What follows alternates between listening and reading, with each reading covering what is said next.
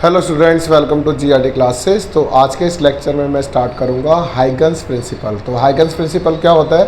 तो according to the Huygens हमारे पास दो प्रिंसिपल यहाँ पर एक्ट होंगे, जिसमें ये प्राइमरी वेव फ्रंट है और एक सेकेंडरी वेव फ्रंट का जिक्र किया गया है। तो कैसे है? सबसे पहले मेरे पास एक इस तरीके का एक पॉइंट सोर्स है। तो इस पॉइंट सोर्स से निकलने वाली जो वेव्स होंगी वो सबसे पहले प्राइमरी वेव फ्रंट्स बना रही हैं। क्या बना रही हैं बच्चों? Primary wave fronts. तो ये किस तरीके से बनेगी? क्योंकि लाइट की जो एनर्जी है वो ऑल पॉसिबल डायरेक्शन में प्रोपेगेट होगी इस तरीके से। क्लियर? तो ये जो लाइट है इस टर्म्स में ये क्या है? सारी रेज है। तो मैं सबसे पहले क्या करूँगा, मैं आपको सिर्फ 4 के बारे में बताता हूँ। 4 रेज के साथ डिस्कशन करते हैं सो दैट आपको और क्लियर हो जाए। तो सबसे पहले हमारे पास ये एक पॉइंट सोर्स है। लाइट इस तरीके से यहाँ पर इस तरीके से प्रोपेगेट हो रही है। अब मान लिया जाए ये एक प्राइमरी वेव फ्रंट्स के पॉइंट्स हैं। तो each point of primary wave front जो है ये एक्ट कर रहा है as a source of new disturbance. हर एक पॉइंट प्राइमरी वेव फ्रंट का किसकी तरह बिहेव करेगा? एक नए सोर्स की तरह करेगा। लेकिन रियलिटी में न्यू सोर्स कौन है? ये वाला पॉइंट। तो जब ये वाला पॉइंट, ऐसे बहुत सारे पॉइंट हैं यहाँ पर, बट मैं इन 4 पॉइंट को ही कंसीडर कर रहा हूँ। तो each point of primary wave front ये acts as the source of new disturbance. तो अगर ये अपनी डिस्टर्बेंस क्रिएट करना चाहेगा तो ये अपने आप को सेंटर मान के अपनी वेव यहाँ पर ले जाएगा। ये अपने आप को सेंटर मान के अपनी वेव ऐसे फॉलो करेगा। ये अपने आप को सेंटर मान के अपनी वेव ऐसे बनाएगा। ये अपनी वेव इस डायरेक्शन में प्रोपेगेट करेगा। मैं टॉप व्यू से समझा रहा हूँ ये आपको, लेकिन बुक के अंदर हमें इस तरीके का साइड व्यू दिया गया है। तो साइड व्यू सिलेंड्रिकल का ऊपर, टॉप व्यू सर्कुलर होगा। क्लियर है? तो अगर इस तरीके का सेंटर बन के एक नया वेव फ्रंट बन जाता है तो इन वाले पॉइंट्स को आप ऐड कर देंगे तो एक सेकेंडरी वेव फ्रंट आपको यहाँ पर इस तरीके से मिल जाएगा। तो each point of primary wave front act at the source of new disturbance which is vibrating in the forward direction with speed of light. तो यहाँ पर मैंने लिखा हुआ है कि each point of primary wave front acts as the fresh source of new disturbance. तो इन्होंने अपनी डिस्टर्बेंस इस तरीके से क्रिएट कर दी है, कॉल्ड सेकेंडरी वेव, और you can say wavelets. The secondary wavelet spread out, ये स्प्रेड आउट हो गई है इन ऑल पॉसिबल डायरेक्शन। ये ऑल पॉसिबल डायरेक्शन में स्प्रेड आउट हुई है। कितनी स्पीड से? स्पीड ऑफ लाइट की से।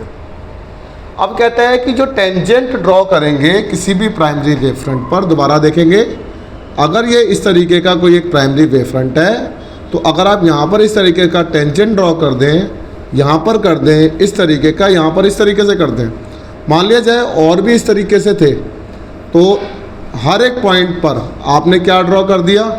Tangent.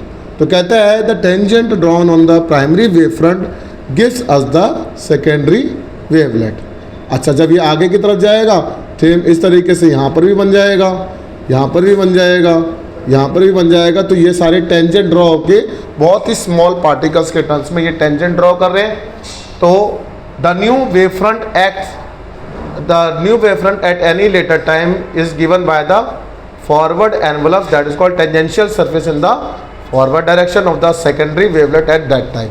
Or you can say the tangent drawn on the primary wavefront gives us the secondary wavelet which is vibrating with the speed of light. तो इस तरीके से हमने प्राइमरी वेवफ्रंट और secondary wavefront की वजह से ये हमने न्यू हाइगन्स के अकॉर्डिंग क्या क्रिएट करें? वेवफ्रंट्स क्रिएट करें, और इसका यही प्रिंसिपल माना जाएगा। तो हाइगन्स प्रिंसिपल के अकॉर्डिंग फर्स्ट प्रिंसिपल और सेकेंड प्रिंसिपल टेंजेंट का है। तो ये आपको क्लियर होना चाहिए। अब the next topic is law of reflection and law of refraction. तो इस लेक्चर में तो मैं आपके साथ लॉ ऑफ रिफ्लेक्शन डिस्कस करूंगा। तो law of reflection according to the Huygens principle के अकॉर्डिंग किस तरीके से बनता है वो आपके साथ डिस्कस करते हैं। तो स्टार्ट करते हैं law of reflection. Law of reflection,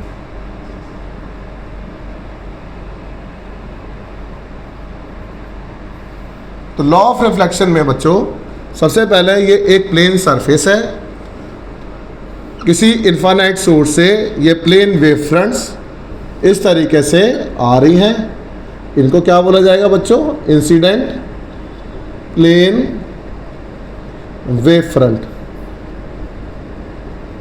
अगर ये कहीं इन्फिनिटी से आ रही हैं तो इसका मैंने नाम रखा है बच्चों ए बी, क्योंकि सबसे पहले बी वाला पॉइंट यहाँ पे टच होता है। अगर बी वाला पॉइंट यहाँ पर टच होगा तो सबसे पहले बी अपनी सेकेंडरी वेव बनाना स्टार्ट कर देगा। तो मैं पहले इसको रफ में दिखाता हूँ। अगर ये ए बी इस तरीके से आ रहा है तो बी पहले टच हुआ है इस प्लेन सरफेस पर, तो इसने अपनी वेव क्रिएट करना स्टार्ट कर दिया। क्लियर? तो वो मैं यहाँ पे ड्रॉ नहीं कर रहा, वो आपको मैं ये साइड वाइज ड्रॉ करके दिखाऊंगा। तो this is angle of incidence I, this is also I. तो वेव ऑप्टिक्स में ए बी सरफेस ये है, प्लेन सरफेस है, प्लेन वेव फ्रंट है, तो सरफेस के साथ भी एंगल ऑफ इंसिडेंस बनता है। अब लेटर टाइम के अंदर ए वाला पॉइंट भी इस वाले सरफेस को हिट करेगा, तो this point is B dash.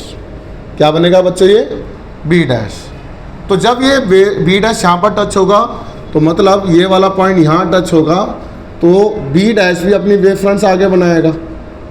तो यहाँ पर ए डैश, ये जो बी वाला वेव फ्रंट है यहाँ पर, और ये दोनों एक दूसरे के साथ कॉन्साइड कर देंगे, तो यहाँ पर आप टेंजेंट ड्रॉ कर लेना, तो हाइगन्स का सेकंड प्रिंसिपल एक्ट हो जाएगा। ठीक उसी तरीके से जब ये लाइट यहाँ पर इंसिडेंट हुई तो ये लाइट इस तरीके से जा रही है, और यहाँ पर मैं आपको हल्का सा टेंजेंट ड्रॉ करके दिखाता हूँ कि ये एक नया वेव फ्रंट क्रिएट कर रही है, that is A dash B dash. ठीक उसी तरीके से जब यहाँ पर टेंजेंट ड्रॉ करेंगे तो नया वेव फ्रंट बन जाएगा ए डैश बी डैश। तो ये पैरेलल होने चाहिए। तो ये कौन सा वेव फ्रंट हो गया बच्चों? Reflected plane wave front. तो according to the Huygens each point जो है प्राइमरी वेव फ्रंट का acts as a source of new disturbance. तो इसने अपनी डिस्टर्बेंस क्रिएट करना स्टार्ट कर दिया। यहाँ पर आपने टेंजेंट ड्रॉ कर दिया, जो सेकंड प्रिंसिपल है हमारा हाइगन्स का।